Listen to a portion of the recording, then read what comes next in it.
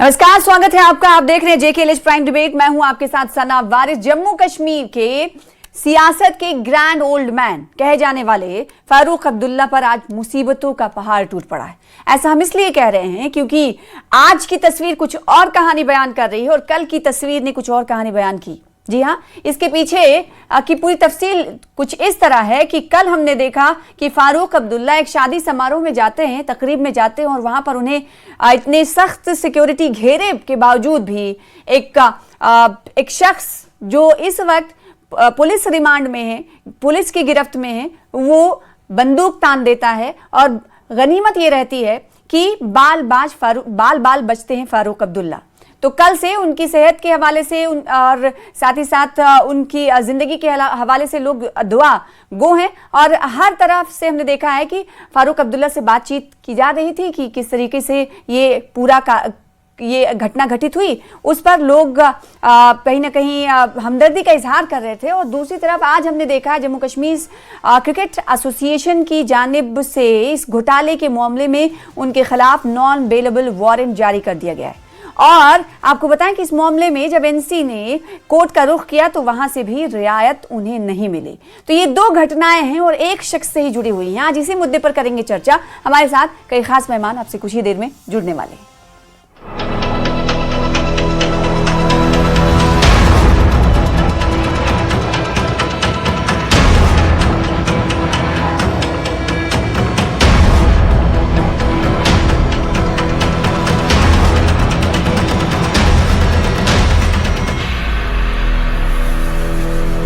National conference के chief Farooq Abdullah पर यह मुसीबतों का पहाड़ है।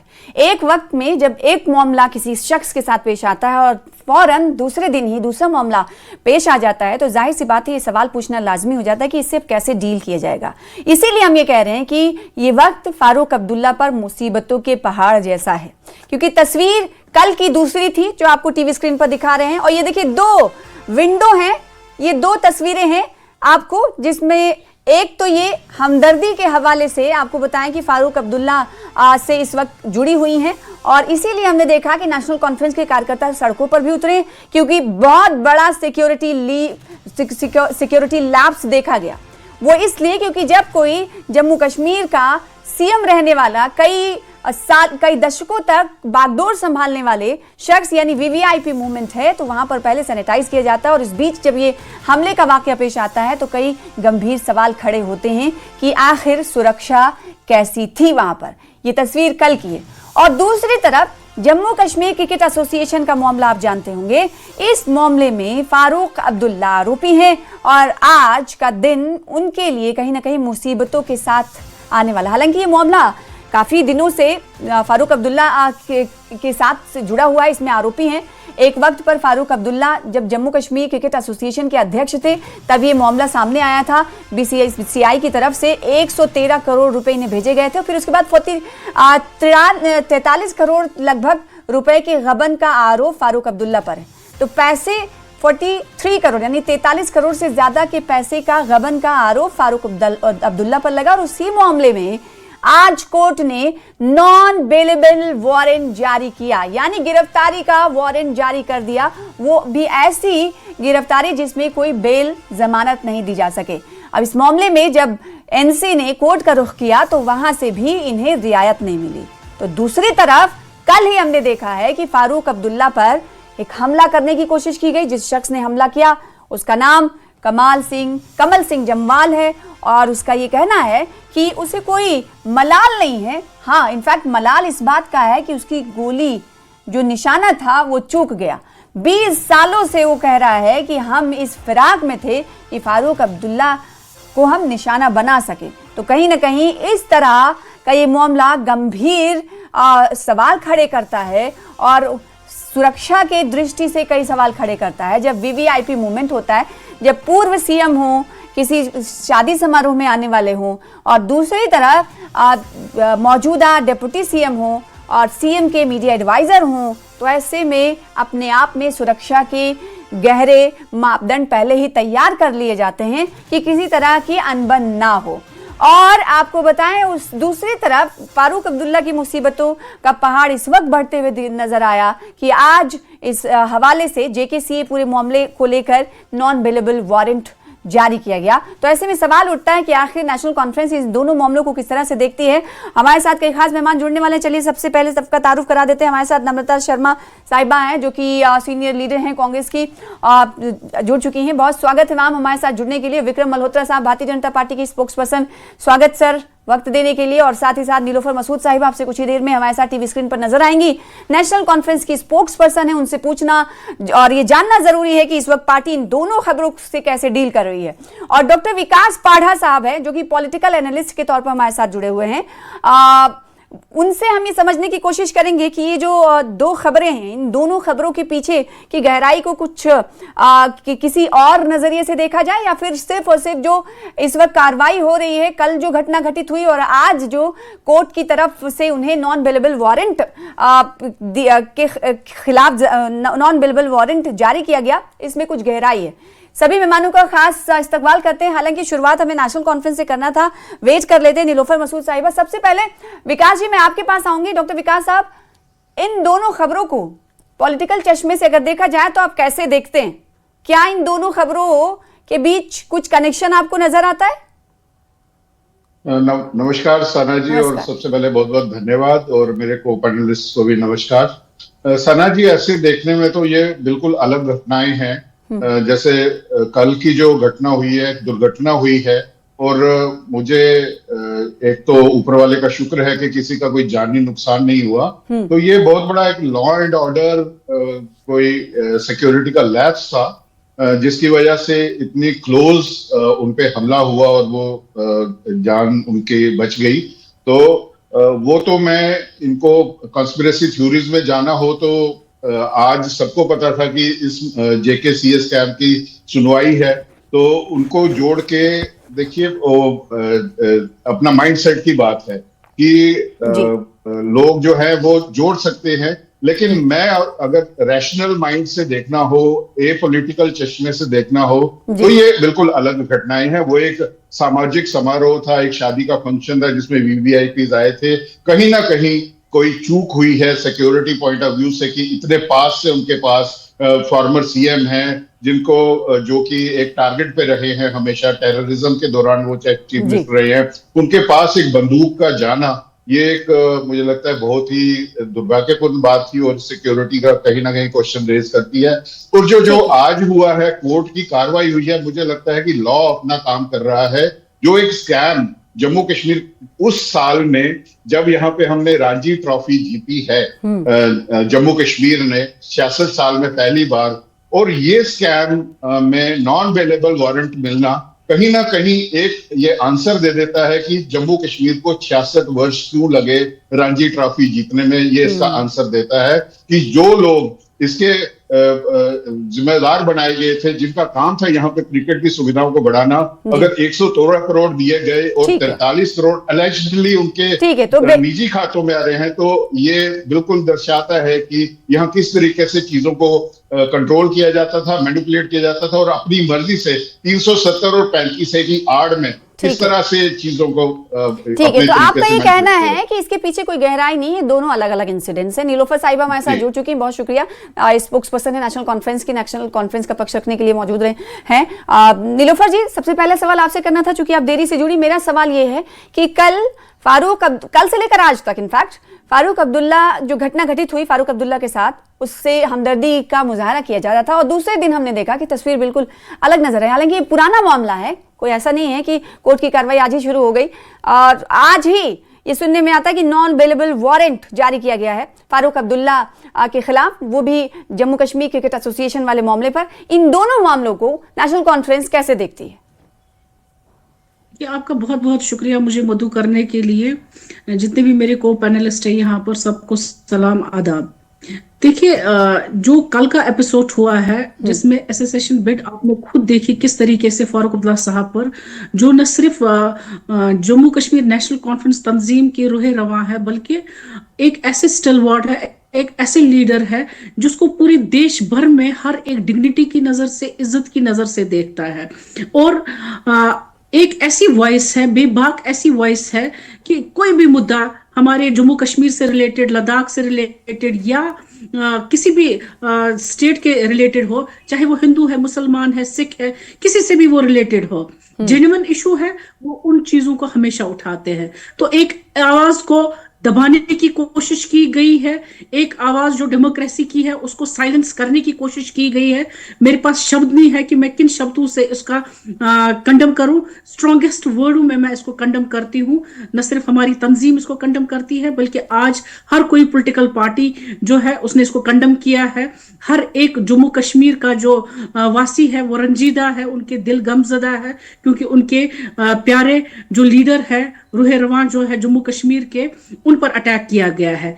ये न सिर्फ एक माइंडसेट को दर्शाता है, बल्कि अभी यहां पर आपने देखा, अभी मैं सुन रही थी कि इसमें कोई शक नहीं है कि जो इशुएंस ऑफ वारंट है, ये कोर्ट का प्रोसीजर है, वहां पर आप प्रेजेंट नहीं हो रहे हैं तो वहां पर वो प्रोसीजर चलेगा, उसका इसके साथ कोई ताल्लुक ही नहीं है। देखिए, जहां तक मेरी नॉलेज है 16 जुलाई 2018 को जो चालान है इस केस का प्रेजेंट हो गया है। 2018 से लेकर आज तक, आज हम 2026 में हैं, 8 साल हो गए हैं।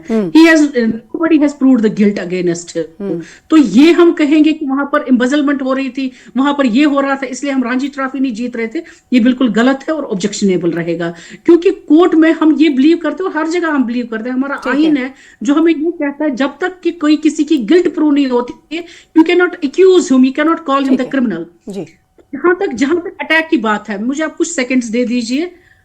जेड सिक्योरिटी है, इसमें कोई शक नहीं है, सिक्योरिटी फोर्सेस जो उनकी अपनी सिक्योरिटी थी, उन्होंने उनकी वजह से डॉक्टर फारूक अब्दुल्ला साहब जो है, अल्लाह ताला हमें उनका साया यहाँ पर रखे, क्योंकि जम्मू कश्मीर को बहुत जरूरत है ऐसी आवाज की जो उनके इश्यूज को देखती है, जो हमेशा यकीन करता है पीस में, नॉन वायलेंस में। तो ऐसा जो वो एक षड्यंत्र रचा गया है 20 साल से, किसी जागरण मंच का है, वो आ जाता है और सामने आकर कनपट्टी पर वो अगर वो उन्होंने नहीं किया होता तो 2 गोलियां जो थी वो आसमान पर आ गई। हमारे और भी लीडर्स वहां पर थे, कोई भी हार्मफुल अटैक जो उन्होंने किया वहां पर किसी को भी नुकसान पहुंचा सकता था। बजाय हम इस चीज को निंदा करें, आज एक पेज पर खड़े हो जाए, हम 2 चीजों को जोड़ नहीं सकते, वो अलग चीज से नजरिए। ठीक है, तो आप सिक्योरिटी लैप्स तो मानती है ना नेशनल कॉन्फ्रेंस? भारी भरकम सिक्योरिटी ग्रिड के बीच ये हमला होता है, somebody has to take कौन जिम्मेदार है? ये किसकी वजह से है? Somebody has to take the responsibility who are at helm of affairs. They need to take the responsibility। Lapse हुआ है इस सिक्योरिटी के साथ, कोई कौन जिम्मेदार है फिर? नीलूफर जी किसे जिम्मेदार ठहरा रही है फिर? देखिए, जो जेड सिक्योरिटी होती है 3 टायर होती है, हम सब जानते हैं। हाँ। तीसरे टायर में हमारा लोकल पुलिस भी होता है। लोकल पुलिस कहीं पर नजर नहीं आ रहा था, हालांकि हाई प्रोफाइल एक मैरिज थी, वहां पर काफी वीआईपी आए हुए थे, होना चाहिए था। दूसरे जो वहां पर सिक्योरिटी के, अगर अपनी एनएसजी नहीं होती, अगर अपनी सिक्योरिटी नहीं होती तो शायद ये चीजें नहीं होती। और साथ में नाक के नीचे 20 सालों से कोई षड्यंत्र रच रहा है और हमें मालूम नहीं है। आज कोई पराये देश से अटैक, हमला करने आतंकवादी जो नहीं आया है, ये हमारे ही जमीन से निकला है।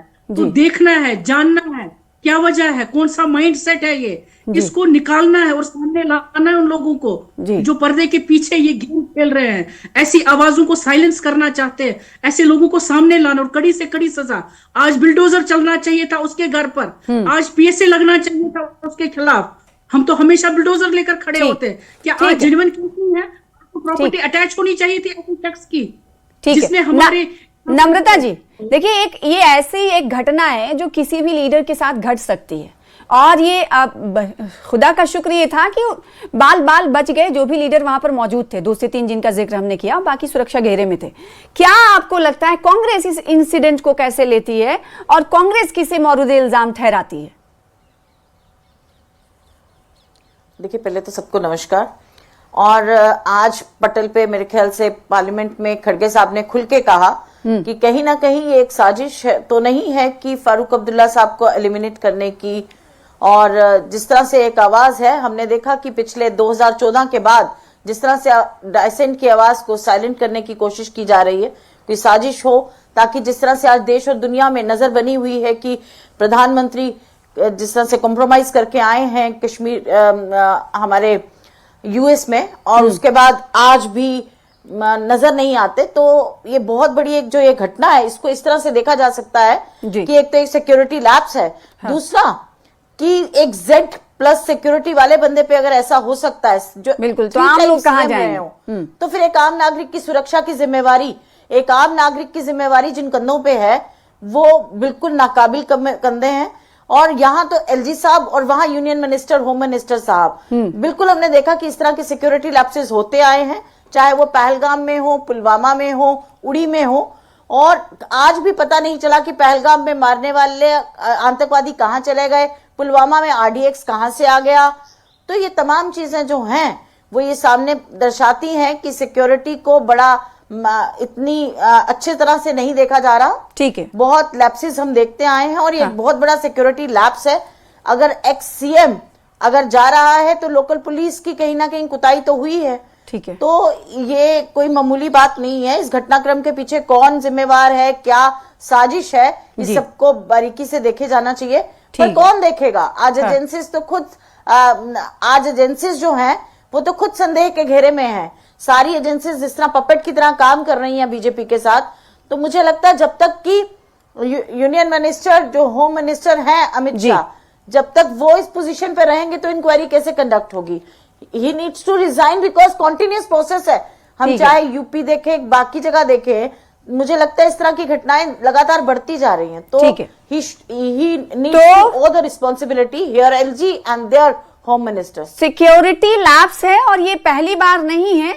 इस कांग्रेस ये कह रही कि पुलवामा हुआ, पहलगाम हुआ, और अब फिर फारूक अब्दुल्ला निशाने पर लिए गए, और दूसरी रियासतों में भी ऐसे ही मामला सामने आते हैं। तो इसे ये उम्मीद भी नहीं रख रही है विक्रम मल्होत्रा साहब केंद्र सरकार से, भारतीय जनता पार्टी से, चूंकि आप मरकज में हैं, केंद्र में आपकी सरकार है, तो होम मिनिस्ट्री से भी उम्मीद नहीं है। सीधे तौर पर ये कह रही, पहले तो ये सिक्योरिटी लैप्स का मामला है, जम्मू पुलिस कहां थी, क्या कर रही थी, इसको लेकर सवाल आपसे। और दूसरी तरफ जो अपोजिशन पार्टियां हैं आपकी, वो सीधी तौर पर ये कह रही है कि जब तक HM रिजिग्नेशन नहीं देंगे, उसके बाद ये सूरत हाल जो है सही नहीं हो सकती है। क्या कर रही है आपकी होम मिनिस्ट्री, आपकी जम्मू पुलिस? और मेरे को पैनलिस्ट को भी, भारतीय जनता पार्टी कड़े शब्दों में इसकी जो इंसिडेंट हुआ है, अनफॉर्चुनेट इंसिडेंट हुआ है, इसकी निंदा करती है। और शीर्ष नेतृत्व ने इसकी निंदा की है। ये नहीं होना चाहिए था। वो जम्मू कश्मीर के एक सीनियर लीडर हैं। हमारे पॉलिटिकल इख्तलाफात जरूर उनके साथ रहते हैं, पर उसको हम डिबेट के जरिए, भारतीय जनता पार्टी की हमेशा ये रही है कि हम डिबेट करते हैं, उस पर अपने राय रखते हैं, और एक जो प्रजातंत्र में जो एक तरीका है ऑपोजिशन के साथ इंगेज करने का, उस तरीके से हम करते हैं। और हम इस जो घटना है उसकी निंदा भी करते हैं। और कहीं ना कहीं अगर जो जैसा लग रहा है, क्योंकि एक प्रोटोकॉल है Z+ कैटेगरी का जो प्रोटेक्टिव होता है, उसका एक प्रोटोकॉल सेट होता है। अगर वो सेट प्रोटोकॉल फॉलो किया गया या नहीं किया गया, उसका जांच का विषय है, और उस पर जांच जरूर होनी चाहिए। और उसमें जो मुझे लगता है हमारी पुलिस फोर्सेज जो है कॉम्पिटेंट है। और दूसरी बात ये है कि जो हमलावर है वो कोई एक उसकी कोई हिस्ट्री क्रिमिनल ऑफेंसेस की नहीं है। अगर वो जो अभी तक सामने आया है, तो अगर उसने एक गलत मानसिकता के चलते, एक क्षीण मानसिकता के चलते ऐसा कदम किया है, उठाया है जो नहीं उठाया जाना चाहिए, और उसकी जितनी भी निंदा की जाए वो कम है। और तो मुझे लगता है कि आने वाले समय में इसकी जांच जो है वो पूरी तरीके से होगी। और जो हमारी जो सीधे तौर पर विक्रम मल्होत्रा साहब, ये कहा जा रहा है कि उस वक्त जम्मू पुलिस थी ही नहीं। देखिए, जो लोग, जब इतने बड़े लीडर का मूवमेंट हो रहा है, किसी शादी समारोह में वो जा रहे हैं, तो वहां पर तो पुलिस को मौजूद होना चाहिए ना। जो लोग फारूक अब्दुल्ला साहब की सिक्योरिटी फोर्स में अभी हैं, जो SPG के कमांडोज हैं, या जो ब्लैक कैट कमांडोज हैं, ब्लैक कैट प्रोटेक्टिव हैं, वो Z+, वो सब ब्लैक कैट कमांडोज भी हिंदुस्तान की सुरक्षा जो प्रणाली है उसी का हिस्सा है। जिन्होंने उनको उस अटैक से उनको बचाया, उनकी रक्षा करी, वो भी उसी प्रणाली का हिस्सा है। और मैंने आपसे कहा ना, अगर कहीं लैप्सेस हुए हैं, ये तो जांच करने पे पता चलेगा कि जो प्रोटोकॉल Z+ कैटेगरी के प्रोटेक्टिव के लिए फॉलो किए जाते हैं वो किए कि नहीं। पर जिस तरह से निलोफर साहिबा कह रही है कि जो उनके बॉडीगार्ड थे वो उनके पर्सनल नहीं है, वो भी सिक्योरिटी फोर्सेस के लोग हैं जिन्होंने उनकी रक्षा की। और हम आज उनको सलाम करते हैं कि उन्होंने आगे बढ़कर अपने जो VIP प्रोटेक्टिव थी, उनकी जान बचाई, और एक बड़ा हादसा जो होने से बचा। और उससे किसी को भी क्षति हो सकती थी। ठीक पर है। जो ये जांच का विषय है, मुझे लगता है इस पे जांच जरूर होनी चाहिए। और इसके साथ साथ तो कांग्रेस तो सीधे तौर पर कह रही है कि आपसे भाई संभलता नहीं, इनको रिजिग्नेशन दे देनी चाहिए। जी, आप लोगों से संभलता नहीं है। केंद्र सरकार को कांग्रेस ये सलाह दे रही है कि आपसे संभलता नहीं है। पुलवामा हुआ, पहलगाम हुआ, फिर आज फारूक अब्दुल्ला है, कल कोई और हो सकता है। आप जब सिक्योरिटी वहां की नहीं संभाल पाते तो छोड़ दीजिए, इस्तीफा दे दीजिए। कांग्रेस सरकार के बारे में मैं क्या कहूं, क्या संभलता है क्या नहीं संभलता। जो भी भारत की धरती पे हमले हुए, उनका जो मुंह तोड़ जवाब दिया वो भारतीय जनता पार्टी सरकार ने दिया। जो ऑपरेशन सिंदूर है, ये तो सवाल उस पर भी उठाते रहे, ये आज तक सवाल उठा रहे हैं। इनके नेता आज भी पार्लियामेंट में खड़े होके ऑयल सिक्योरिटी की बात कर रहे हैं, जबकि ईरान ने अलाउ कर दिया कि जो फ्लैगशिप्स हैं, जिन जिन पे हिंदुस्तान के झंडे लगे हैं, जिन समुद्री जहाजों पे, उनको जाने की इजाजत दे दी। और तेल के और गैस के कई जो टैंकर हैं वो आज स्टेट ऑफ हॉर्मुज से निकल के हिंदुस्तान की तरफ आए। वो तो अभी इस चीज से भी अभिज्ञ थे कि ये ऐसा कुछ इंडिया फॉरेन मिनिस्टर और ईरान के फॉरेन मिनिस्टर के बाद हुआ है। ठीक है, इनकी जानकारी पे आप मत जाइए, जो हम आपसे भारतीय जनता पार्टी। लेकिन इतना कहकर इस सवाल से नहीं भागा जा सकता है कि ये जांच का विषय है। आखिर ऐसा हुआ कैसे? डॉक्टर विकास जी देखिए, अगर कोई पॉलिटिकल मूवमेंट होता है तो इसकी पूरी जांच होती है। विकास जी, बिल्कुल जांच होनी चाहिए। मैं तो कह रहा हूं, मैं चाहती हूँ कि आप ये समझाएं दर्शकों को। अब इसमें कह रहे हैं कि अब जांच होगी, देखा जाएगा, हालांकि इसे पहले क्यों नहीं किया गया? विकास जी।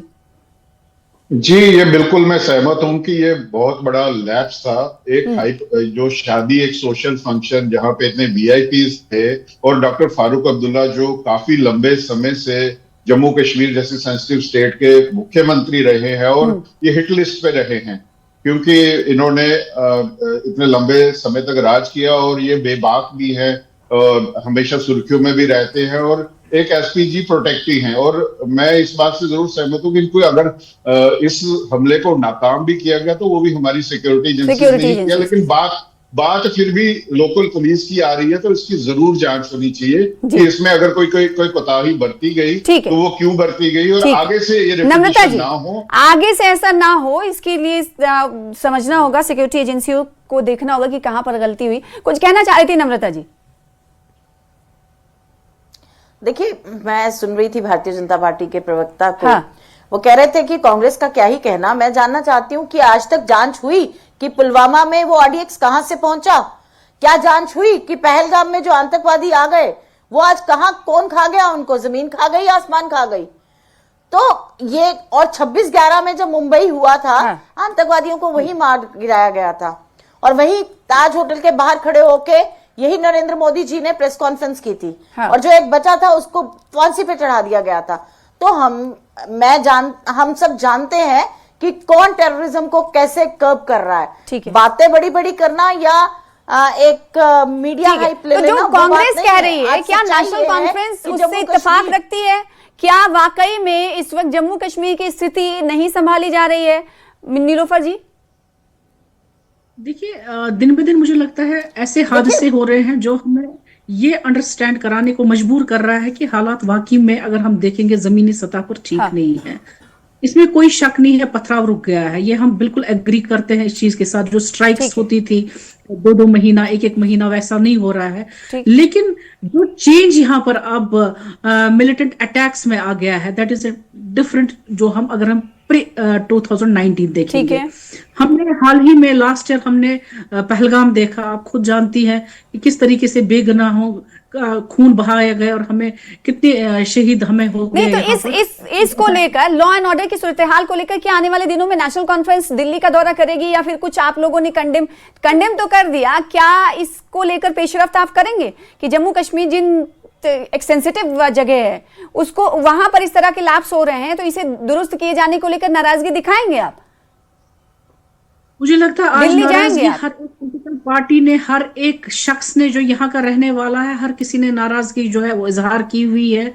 और वो चाहते हैं जो वादे हमसे 2019 को किए गए थे, 5 अगस्त को, कि यहाँ पर शांति होगी, यहाँ पर ऐसा कुछ नहीं होगा, यहाँ पर हर कोई चीज बिल्कुल स्मूथली चलेगी। नहीं, तो आज नेशनल कॉन्फ्रेंस के बारे में फिर ऐसा क्यों कहा जाता है कि आप सामने आकर कुछ और कहते हैं और दिल्ली में जाके सजदे करते हैं?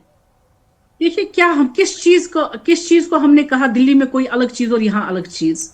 फारूक अब्दुल्ला matters को जैसे लेकर। जो लीडर है, देख लीजिए, सुन लीजिए, आप मुझे थोड़ा सा टाइम दे दीजिए। जल्दी से, बहुत टाइम नहीं है अब हमेशा आपको भी कोशिश विस्तार करते करना होगा शायद जी।